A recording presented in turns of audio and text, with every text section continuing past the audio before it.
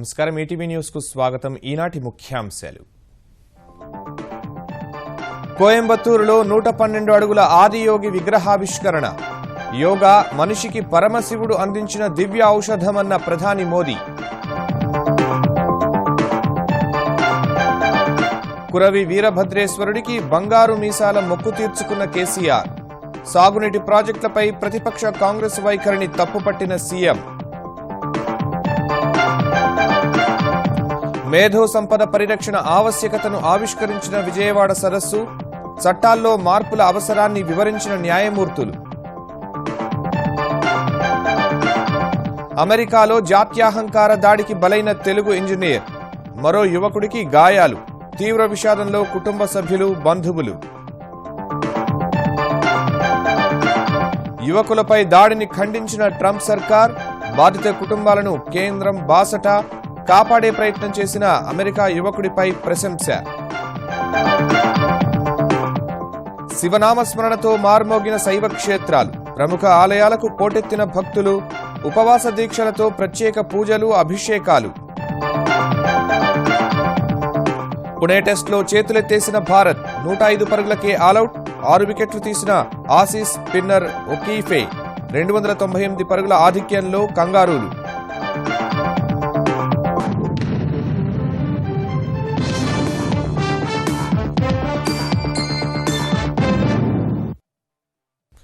మహాశివరాత్రి నాడు పరమశివుని దివ్యరూపం భక్తుల దర్శనానికి అందుబాటులోకి వచ్చింది. ప్రపంచంలోనే అతి ఎత్తైన ఆదియోగి విగ్రహం కోయంబత్తూరులో ఆవిష్కృతమైంది.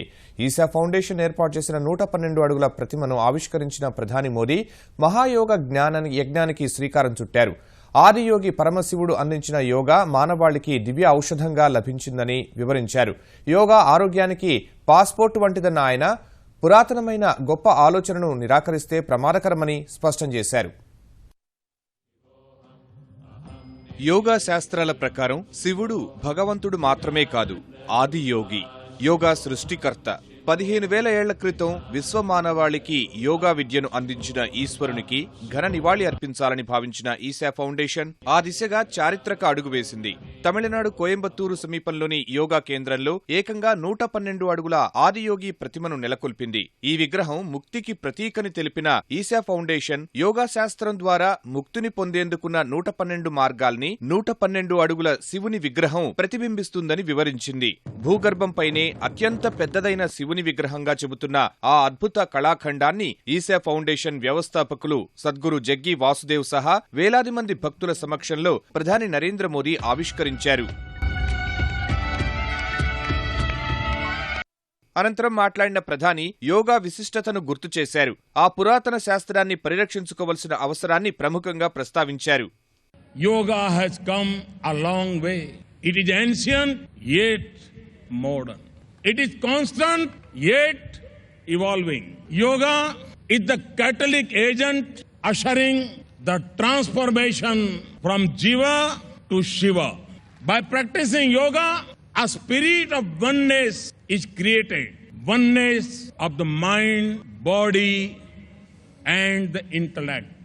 Oneness with our families, with the society we live in, with fellow humans, with all the birds, animals, and the trees, with whom we share our beautiful planet. This is yoga.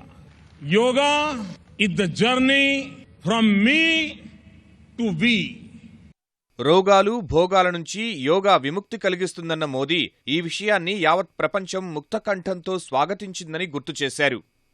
The burden of stress takes a heavy toll, and one of the sharpest weapons to overcome stress is yoga. There is ample evidence that practicing yoga helps combat stress, chronic conditions. If the body is a temple of the mind, yoga creates a beautiful temple. That is why I call yoga a passport to health assurance. I'm not talking about insurance. Yoga is about రోగముక్తి as well as భోగముక్తి. అంతకుముందు ఈశా యోగా కేంద్రంలో ప్రధాని కలియ తిరిగారు. అక్కడి శివలింగానికి ప్రత్యేక పూజలు చేశారు. పరమేశ్వరునికి హారతిచ్చే కార్యక్రమాన్ని జగ్గి వాసుదేవ్తో కలిసి తిలకించారు. తెరాస సర్కార్ చేపడుతున్న సాగునీటి ప్రాజెక్టులు పూర్తయితే తెలంగాణలో ఉనికి కోల్పోయే పరిస్థితి వస్తుందని ప్రతిపక్ష కాంగ్రెస్ భయపడుతోందని ముఖ్యమంత్రి కేసీఆర్ ఆరోపించారు. అందుకే సాగునీటి ప్రాజెక్టులు సహా అభివృద్ధి కార్యక్రమాలను అడ్డుకునే ప్రయత్నాలు చేస్తోందని ఆక్షేపించారు. మహబూబాబాద్ జిల్లా కురవి వీరభద్రేశ్వర స్వామికి బంగారు మీసాలు సమర్పించి తెలంగాణ మొక్కులు తీర్చుకున్న ఆయన బంగారు తెలంగాణ సాకారమయ్యే వరకు విశ్రమించబోనని చెప్పారు. 2 రోజుల క్రితం తిరుమల వెంకటేశుడికి 5 కోట్ల రూపాయల విలువైన ఆభరణాలు సమర్పించిన కేసీఆర్ ఇవాళ మహబూబాబాద్ జిల్లాలోని కురవిలో వీరభద్రేశ్వర స్వామిని దర్శించుకుని బంగారు కోరమీసాల మొక్కు చెల్లించి ప్రత్యేక పూజలు చేశారు. ఆలయ అభివృద్ధికి 5 కోట్ల రూపాయలు మంజూరు చేసిన కేసీఆర్ డోర్నకల్ మరిపెడ మండల కేంద్రాల అభివృద్ధికి 2 కోట్లు, ఇతర మండల కేంద్రాలకు 50 లక్షలు, మహబూబాబాద్ జిల్లాలోని అన్ని పంచాయతీలకు 25 లక్షల చొప్పున ఇవ్వనున్నట్టు తెలిపారు.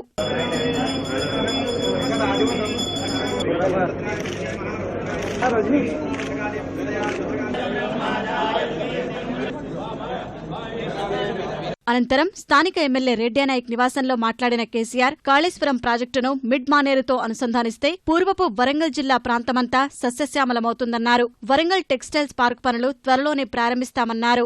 వరంగల్ జిల్లా డెఫినెట్ గా గోదావరి డెల్టాలో ఉండే ఉభయ గోదావరి జిల్లాలను తలదన్నే విధంగా ఈ జిల్లాకు నీళ్లు రాబోతా ఉన్నాయి. కాళేశ్వరం ఒకసారి మిడ్ మానేరుతో కనెక్ట్ అయితే 2 కాదు 3 పంటలు పండించే అవకాశం వరంగల్ జిల్లాలో ఉంటుంది. మిడ్ మానేరు గానీ లోయర్ మానేరు గానీ 50 టీఎంసీ కెపాసిటీ ఉన్న రిజర్వాయర్లు కరీంనగర్ జిల్లాలో ఉన్న కరీంనగర్ లో దాని కింద ఉన్న ఆయకట్టు 1 లక్ష ఎకరాలు మాత్రమే, మిగిలిన 40 టీఎంసీలు మీకే నిరంతరంగా ఉపయోగపడే పరిస్థితిలో ఉంటాయి. వర్ధన్నపేట, పాలకుర్తి, తర్వాత పరకాల కాన్స్టిట్యూన్సీ సంఘం ఆ ప్రాంతం నుంచి పోయినటువంటి మన చేనేతన్నలు తిరిగి వరంగల్ తిరిగి రావడానికి త్వరలోనే టెక్స్టైల్ ఇండస్ట్రీ కూడా చాలా పెద్ద ఎత్తున దేశంలోనే నంబర్ 1 టెక్స్టైల్ హబ్ కింద వరంగల్ తయారు కాబోతా ఉంది. దానికి సంబంధించి కూడా పూర్తి స్టడీ అయిపోయింది, స్థల సేకరణ అయిపోయింది. అది త్వరలోనే బహుశా నేనే వచ్చి శంకుస్థాపన చేస్తే కావచ్చు. ఇదే సమయంలో సాగునీటి ప్రాజెక్టులను అడ్డుకునేందుకు ప్రతిపక్ష కాంగ్రెస్ కుయుక్తులు పన్నుతోందని కేసీఆర్ మండిపడ్డారు. అభివృద్ధి చేయడానికి ఈ దేశంలోనే అందరికన్నా ఎక్కువ అవకాశం దొరికిన పార్టీ కాంగ్రెస్ పార్టీ. 40 సంవత్సరాలు పరిపాలించింది ఈ రాష్ట్రం. మీకు చాలలేదా 44 సంవత్సరాల టైం? శాసనసభలో కూడా శాసనసభలో నేను చెప్తాను రేపు వాళ్ళ సంగతి ఏదో. ప్రాజెక్టులకు అడ్డుపడతా ఉన్నారు. ఒక ముఠాన్ తయారు చేసి, ఒక అడ్వకేట్స్ టీం తయారు చేసి, ఎక్కడ ప్రాజెక్ట్ అంటే అక్కడికి పోవాలి, ప్రజలను టెంప్ట్ చేయాలి, ఎకరానికి 20 లక్షలు ఇవ్వాలని డిమాండ్ చేస్తారు. గ్రీన్ ట్రిబ్యునల్ పోతారండి కాంగ్రెస్ పార్టీ నాయకులు. ఫర్ ఎగ్జాంపుల్ మనం మా ప్రాజెక్టు శంకుస్థాపన చేస్తాం, డబ్బులు కేటాయిస్తాం, బడ్జెట్ తొందరగా కావాలి, భూమి మీద నీళ్లు కావాలనే ఆతృతతోని క్లియరెన్స్ అప్లై చేసి పన్ను మొదలు పెడతాం. అదేం క్రైమా? ఎన్విరాన్మెంటల్ క్లియరెన్స్ తీసుకోలేదు అని ఒక నెపం పెట్టి గ్రీన్ ట్రిబ్యునల్ కు కాంగ్రెస్ పార్టీ నాయకులు స్టే చేస్తారు. అంటే మీ ఉద్దేశం ఏంటంటే డబ్బులు నిజంగానే ఎన్విరాన్మెంటల్ క్లియరెన్స్ రాలేదు, ఇంటి గుట్టు బయట పెట్టి మీరు ప్రాజెక్టు స్టే చేస్తారా? రైతులకు మేలు చేసేదేనా? ఏ ఉద్దేశంతో పోతున్నారు? గ్రామీణ ఆర్థిక వ్యవస్థ పరిపుష్టం చేసే దిశలో తెరాస సర్కార్ పనిచేస్తోందని చెప్పిన కేసీఆర్ వెనుకబడిన అన్ని వర్గాల సంక్షేమానికి ప్రత్యేక చర్యలు చేపడుతున్నట్టు తెలిపారు. రేపు నాయి బ్రాహ్మణ సోదరులు గ్రామాలలో గుడి మీద వచ్చి క్షౌరం చేసేది, చెరువు కట్ట మీద చోటు క్షౌరం చేసే పరిస్థితి పోవాలి. అద్భుతమైనటువంటి 25 నుంచి 30 వేల అధునాతనమైనటువంటి హైజీనిక్ సెలూన్ శాంక్షన్ చేయబోతా ఉన్నాం. రజక సోదరులు ఉన్నారు, వాళ్ళకి అద్భుతమైనటువంటి ఆధునికపరమైనటువంటి డ్రైయర్స్ గానీ, వాషింగ్ మెషిన్స్ గానీ, లాండ్రీస్ గానీ అవన్నీ కూడా సమకూర్చబోతా ఉన్నాం. బీసీ వర్గాల గురించి సుమారు 10-12 వేల కోట్ల బడ్జెట్ ను రాబోయే బడ్జెట్ లో సమకూర్చబోతా ఉన్నాం.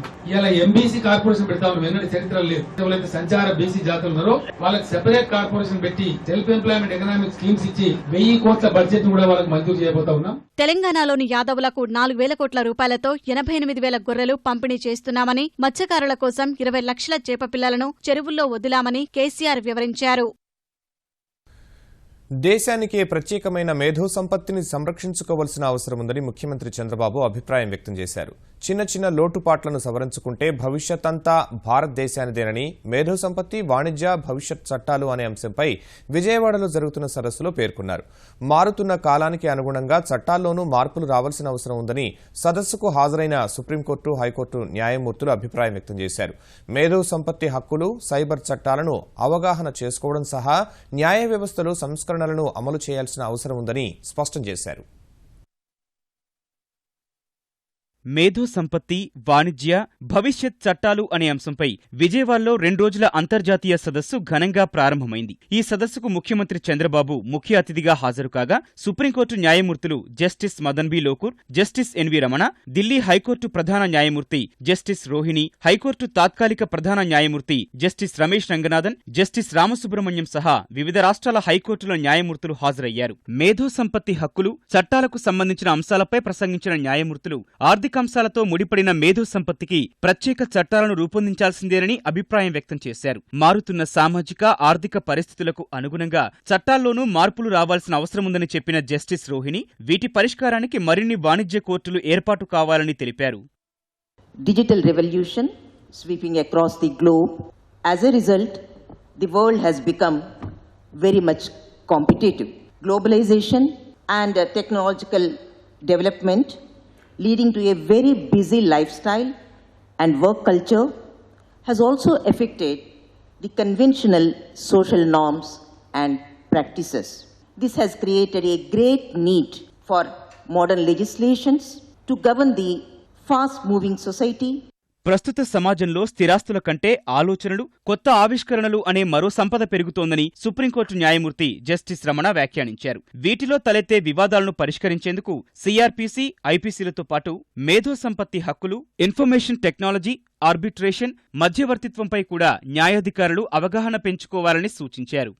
It is my considered opinion that any modern system of legal rights would be incomplete without the intellectual property rights. Being in Andhra Pradesh, one cannot forget information and technology and cyber laws. The state is gearing to tap new markets in IT sector. Further, it has come to my knowledge that government is incentivizing investments in the IT sector in the state. On the other hand, cybercrime is on the rise. Visakhapatnam, one of the important cities in Andhra Pradesh state, has been ranked number 2 city in the country after Bangalore in cybercrime cases. In the light of these developments, it would be absolutely necessary for lawyers to be updated with the current developments in cyber field. మేధో సంపత్తి హక్కుల విషయంలో ముందే జాగ్రత్త పడకపోతే దేశమంతా ప్రభావితమవుతుందని justice Lokur పేర్కొన్నారు. On the ease of doing business, Andhra Pradesh is number 1 in the entire country. I think if a new state like Andhra Pradesh can become number 1 on the ease of doing business in the entire country, I see no reason why other states cannot follow the model of Andhra Pradesh. And if all of us are in a position to work together, our ranking in the World Bank report, and notwithstanding the World Bank report, in any other report, definitely increase and we should be able to reach a very high position in that. విభజన తర్వాత ఎదుర్కొన్న సమస్యలతో పాటు రాష్ట్రంలో చేపడుతున్న కార్యక్రమాల్ని power point presentation ద్వారా న్యాయమూర్తులకు వివరించిన చంద్రబాబు అమరావతిలో ప్రత్యేకంగా న్యాయనగరాన్ని నిర్మిస్తున్నామని, సుప్రీంకోర్టు సహకారం కావాలని విజ్ఞప్తి చేశారు. దేశంలోనే తొలిసారిగా తాము రూపొందించిన సైబర్ భద్రతా చట్టం వల్లే వ్యాపార అనుకూల రాష్ట్రాల జాబితాలో మొదటి స్థానాన్ని సంపాదించగలిగామని చెప్పారు. We have lost so many advantages as on today. We are having knowledge, but application of knowledge you have missed. We are having knowledge, we didn't protect as on today. For that, awareness is the best way, and also wherever there are missing links, we have to correct it. This seminar, this workshop is going to help us in a big way. మేధో సంపత్తి అంశాలపై వివాదాల పరిష్కారానికి ప్రత్యేక వాణిజ్య కోర్టులను ఏర్పాటు చేస్తున్నామని high court తాత్కాలిక ప్రధాన న్యాయమూర్తి జస్టిస్ రమేష్ రంగనాథన్ వ్యాఖ్యానించారు. అమరావతిలో హైకోర్టు ఏర్పాటు అనంతరం వాణిజ్య కోర్టుల విభాగం ఏర్పాటు చేస్తామన్న ఆయన భూ సంబంధిత వివాదాలు తలెత్తే అవకాశం ఉన్నందున న్యాయాధికారులు సంసిద్ధం కావాలని సూచించారు. అగ్రరాజ్యం అమెరికాలో ఉన్మాది కాల్పులకు హైదరాబాద్కు చెందిన ఓ యువ ఇంజనీర్ బలయ్యాడు. జాత్యాహంకారంతో ఉన్మాది జరిపిన ఈ దాడిలో సహోద్యోగులు 2 గాయపడ్డారు. దుండగుడిని అదుపులోకి తీసుకుని జైలుకు తరలించిన అమెరికా పోలీసులు కాల్పుల ఘటన మతిలేని చర్యగా అభివర్ణించారు. కాల్పుల ఘటనను తీవ్రంగా ఖండించిన విదేశాంగ శాఖ మంత్రి సుష్మా స్వరాజ్ మృతుని కుటుంబానికి అన్ని విధాలా సాయం అందిస్తామని హామీ ఇచ్చారు. అమెరికాలో జాత్యహంకారంతో ఊగిపోయిన ఓ ఉన్మాది తెలంగాణకు చెందిన ఓ కుటుంబంలో పెను విషాదం నింపాడు. కాన్సాస్ సిటీ శివారు ఉలతే పట్టణంలోని ఓ బార్లో జాత్యహంకార ధోరణితో రెచ్చిపోయిన 51 అమెరికన్ ఆడమ్ పురింటన్, హైదరాబాద్ కు చెందిన ఇంజనీర్ శ్రీనివాస్ కూచుబట్ల, అతని సహ ఉద్యోగి అలోక్ మాదసానిపై విచ్చలవిడి కాల్పులకు తెగబడ్డాడు. బార్లో మొదట కవ్వింపు చర్యలకు దిగిన ఆడమ్ తమ దేశంలో మీకేం పని అని వాదనకు దిగాడు. తనకంటే ఏ విషయంలో మీరు గొప్ప అని నిలదీశాడు. అనంతరం బార్ నుంచి వెళ్లి తుపాకీని వెంటబెట్టుకొచ్చిన దుండగుడు తమ దేశం నుంచి వెళ్లిపోండి ఉగ్రవాదులారా అని అరుస్తూ కాల్పులు జరిపాడు. ఈ కాల్పుల్లో శ్రీనివాస్ ప్రాణాలు కోల్పోగా అలోక్ మదసాని గాయపడ్డాడు. ఉన్మాదిని అడ్డుకోబోయిన అమెరికాకు చెందిన ఇయాన్ గ్రిలాట్ కు కూడా బుల్లెట్ గాయాలయ్యాయి. క్షతగాత్రులను ఆసుపత్రికి తరలించి చికిత్స అందించారు. అమెరికా కాలమానం ప్రకారం బుధవారం రాత్రి 7:15 కాల్పుల ఘటన జరగ్గా గురువారం ఉదయం నిందితుణ్ణి పోలీసులు అదుపులోకి తీసుకున్నారు. Initially, I'd gotten under the table when he first started firing. Thought I heard 9 shots. Expected his magazine to be empty. So I got up and proceeded to chase him down. And I got behind him and he turned around and fired around at me. Went through my hand and through my chest here. And then over to the left side of my chest. It was an amazing feeling. I've been hearing that about people call me a hero, and it's not about where he's from or his ethnicity. We're all humans. కాల్పుల్లో శ్రీనివాస్ చనిపోయిన విషయం తెలిసి హైదరాబాద్లోని అతని కుటుంబం శోకసంద్రంలో మునిగిపోయింది. శ్రీనివాస్ మృతదేహం త్వరగా స్వస్థలానికి చేరుకునే విధంగా చర్యలు తీసుకోవాలని కేంద్ర రాష్ట్ర ప్రభుత్వాలకు కుటుంబ సభ్యులు, బంధువులు విజ్ఞప్తి చేశారు. జేఎన్టీ చదువుకున్నాడు, ఇంజనీరింగ్ ఎంటెక్ ఏమో యూఎస్లో చేశాడు. 2006 నుంచి అక్కడ జాబ్ చేస్తున్నాడు. 4 సంవత్సరాల క్రితం వివాహం అయింది. అమ్మాయి కూడా అక్కడే ఉంటుంది. గత అనుకోని విధంగా నిన్న సంఘటన జరగడం భవిష్యత్తులో ఎవరికి ఏ పిల్లలకి జరగకూడదని చెప్పి ఆశిస్తున్నాం. వాడి 2-3 రోజులు అక్కడ ఫార్మాలిటీస్ కంప్లీట్ చేయాలి కదా, చేసిన తర్వాత లోకల్గా తీసుకున్న 2-3 days పడుతుందని వీఆర్ ఎక్స్పెక్టెడ్. కాల్పుల ఘటనలో తమ కుమారునికి ప్రాణాపాయం లేదని చెప్పిన అలోక్ తల్లిదండ్రులు ఈ తరహా ఘటనలు పునరావృతం కాకుండా కేంద్ర రాష్ట్ర ప్రభుత్వాలు చర్యలు తీసుకోవాలని కోరారు. We spoke to Alok Reddy also, my son. He is my youngest son. By God's grace, now at this stage he is out of danger and is safe. I want to tell all the Indian families who are staying there to be calm and careful while getting out of their houses, and not to have any arguments with whites or blacks. And I don't want this type of incidents to be happen. No family should suffer. కాల్పుల ఘటనపై దిగ్భ్రాంతి వ్యక్తం చేసిన విదేశాంగ మంత్రి సుష్మా స్వరాజ్ అక్కడి భారత రాయబారితో మాట్లాడి వివరాలు తెలుసుకున్నారు. శ్రీనివాస్ కుటుంబ సభ్యులతో ఫోన్లో మాట్లాడి ఓదార్చిన ఆమె మృతదేహాన్ని త్వరగా స్వదేశానికి రప్పించడం సహా అన్ని విధాలా సాయం అందిస్తామని హామీ ఇచ్చారు. మహాశివరాత్రి పర్వదినాన్ని పురస్కరించుకుని తెలుగు రాష్ట్రాల్లోని శైవ క్షేత్రాలు శివనామస్మరణతో మారుమోగుతున్నాయి. తెల్లవారుజాము నుంచే భోళాశంకరుని దర్శించుకుని ప్రత్యేక పూజలు నిర్వహించేందుకు భక్తులు తరలిరాగా ఆలయాలన్నీ కిటకిటలాడుతున్నాయి. శ్రీశైలం, కోటప్పకొండ, వేములవాడ, కీసర సహా ప్రముఖ ఆలయాలకు పోటెత్తిన భక్తులు నీలకంఠుని దర్శించుకుని మొక్కులు చెల్లిస్తున్నారు. మహాశివరాత్రి పర్వదినం సందర్భంగా దేశవ్యాప్తంగా ఆధ్యాత్మిక సందడి నెలకొంది. జ్యోతిర్లింగ క్షేత్రం శ్రీశైలానికి పోటెత్తిన భక్తులు పాతాళగంగలో పుణ్యస్నానాలు ఆచరించి స్వామి దర్శనానికి బారులు తీరారు. శ్రీశైలం పురవీధులన్నీ శివస్వాములు భక్తులతో కిటకిటలాడుతున్నాయి. చిత్తూరు జిల్లాలోని శ్రీకాళహస్తీశ్వర ఆలయం శివనామస్మరణతో మారుమోగింది. కైలాసనాథుడిని దర్శించుకోవడానికి పెద్ద ఎత్తున భక్తులు తరలివచ్చారు. తూర్పుగోదావరి జిల్లాలో ప్రముఖ పంచారామ క్షేత్రం ద్రాక్షారామ భీమేశ్వర స్వామి ఆలయం భక్తులతో కిటకిటలాడింది. గోదావరి పుష్కరిణిలో పుణ్యస్నానాలు చేసిన భక్తులు మాణిక్యాంబ సమేత భీమేశ్వరుణ్ణి దర్శించుకున్నారు. గుంటూరు జిల్లా అమరావతిలో అమరలింగేశ్వరుని దర్శనానికి భక్తులు బారులు తీరారు. కోటప్పకొండలో త్రికోటేశ్వరుని దర్శనానికి లక్షలాదిగా భక్తులు తరలిరాగా శాసనసభాపతి కోడెల శివప్రసాదరావు స్వామివారికి పట్టువస్త్రాలు సమర్పించారు.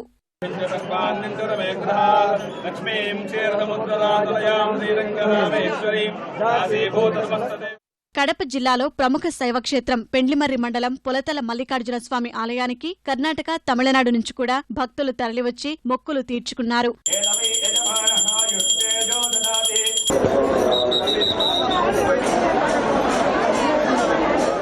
వేములవాడ రాజరాజేశ్వర స్వామి దేవాలయం భక్తులతో కిటకిటలాడుతోంది. భక్తులు పెద్ద ఎత్తున కోడెమొక్కులు తీర్చుకుంటున్నారు. తెలంగాణ ప్రభుత్వం తరపున రాజన్నకు ఆర్థిక మంత్రి ఈటల, టీటీడీ తరపున జేఈఓ శ్రీనివాసరాజు పట్టువస్త్రాలు సమర్పించారు.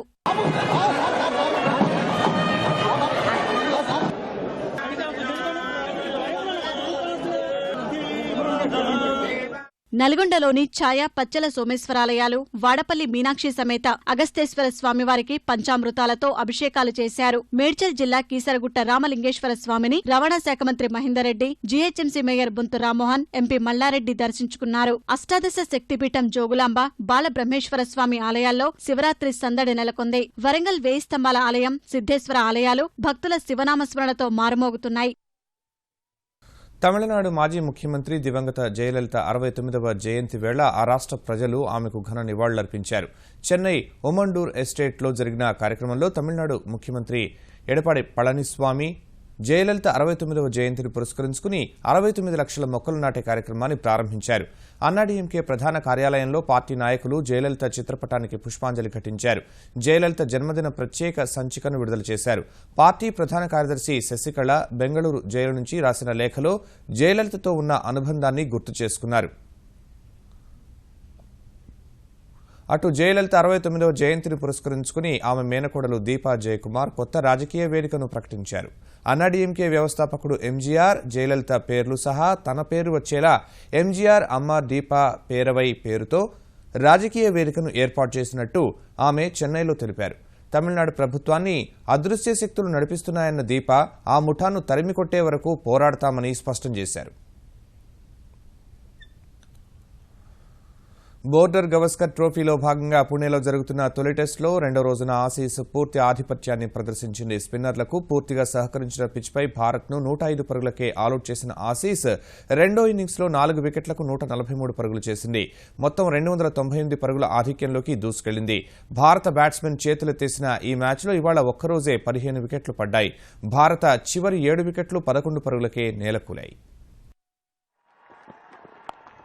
పూణే టెస్టులో రెండో రోజు ఆసీస్ ఆధిపత్యం కొనసాగింది. 9 వికెట్లకు 256 పరుగుల ఓవర్ నైట్ స్కోరుతో రెండో రోజు తొలి ఇన్నింగ్స్ కొనసాగించిన ఆసీస్ మరో 4 పరుగులు మాత్రమే జోడించి 260 పరుగులకు ఆలౌట్ అయింది. వెంటనే తొలి ఇన్నింగ్స్ ప్రారంభించిన భారత్ ఓపెనర్ విజయ్ వికెట్ త్వరగానే చేజార్చుకుంది. పేసర్ మిచెల్ స్టార్క్ ఒకే ఓవర్లో పుజారా, కోహ్లీలను వెనక్కి పంపగా 44 పరుగులకే 3 వికెట్లు కోల్పోయి భారత్ కష్టాల్లో పడింది. 104 అంతర్జాతీయ ఇన్నింగ్స్ల తర్వాత కోహ్లీ డకౌట్ కాగా ఈ దశలో ఓపెనర్ లోకేష్ రాహుల్, రహానే 50 పరుగులు జోడించి ఇన్నింగ్స్ చక్కదిద్దే ప్రయత్నం చేశారు. ఈ క్రమంలో 64 పరుగులు చేసిన రాహుల్ ను పెవిలియన్ చేర్చిన ఆసీస్ స్పిన్నర్ స్టీవ్ ఒకీఫే అదే ఓవర్లో అజింక్య రహానే, వృద్ధిమాన్ సాహును అవుట్ చేసి భారత్ ను కోలుకోకుండా చేశాడు. తర్వాత కూడా ఒకీఫే తన దూకుడు కొనసాగించగా భారత్ 105 పరుగులకే ఆలౌట్ అయి ప్రత్యర్థికి 155 పరుగుల ఆధిక్యం అందించింది. భారత బ్యాట్స్మెన్ లో కేఎల్ రాహుల్, విజయ్, రహానే మినహా ఒక్కరు కూడా రెండంకెల స్కోరును అందుకోలేకపోయారు. ఆసీస్ స్పిన్నర్ ఒకీఫే 35 పరుగులిచ్చి 6 వికెట్లు పడగొడితే మిచెల్ స్టార్క్ 2 వికెట్లు తీశాడు.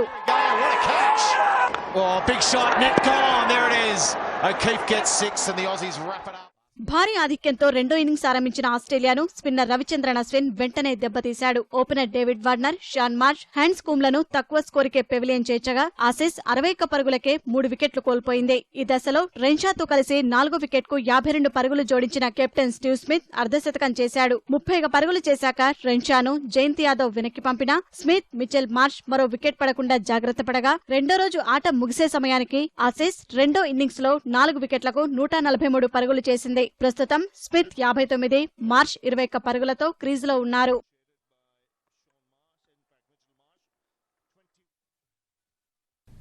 ఈటీవీ న్యూస్ సమాప్తం. నమస్కారం.